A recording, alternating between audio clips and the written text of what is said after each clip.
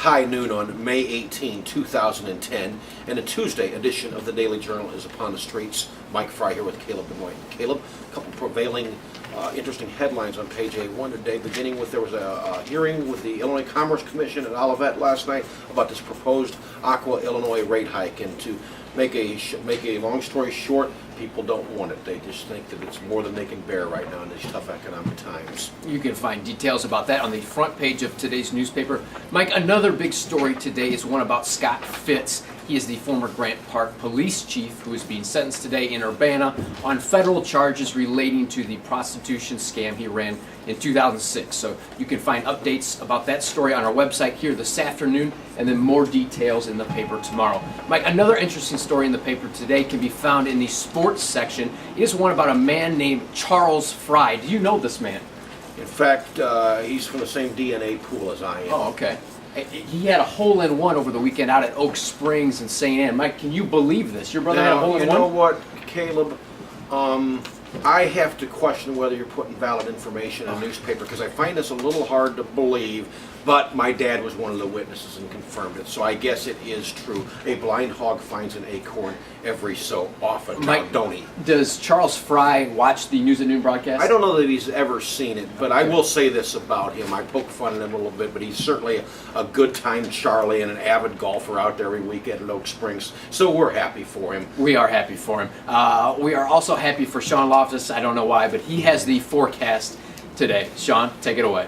Hey everybody, how's it going? This is Sean Loftus, videographer and weather guy for the Daily Journal, and I'm going to be giving you your accurate weather forecast. Now, contrary to what Caleb just said, there is a reason for me to be happy. Namely, it's because after some of the light rain conditions that we're going to be having today, we will be having an uptick in sunshine and warm temperatures going into the weekend. And that will start today with a high of about 62 degrees with a low of 48. We're going to have a mixture of clouds and sun throughout most of the day, a possible passing shower in the late afternoon, giving way to partly cloudy skies later on tonight.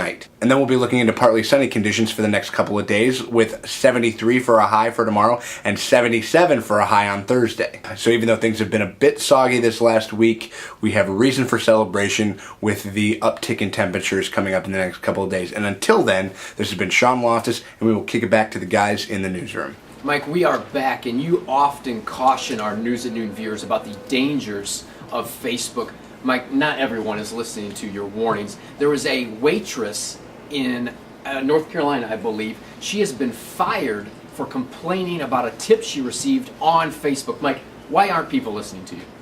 I don't know. This was on the Our World page, but she should. Don't put anything on that Facebook that can burn you, okay? Such as this, okay? She complains about a tip, now she loses her job. That being said, you News at Noon viewers out there, when you go out to dinner, okay? Tip your waitress. Take care of him or her, okay?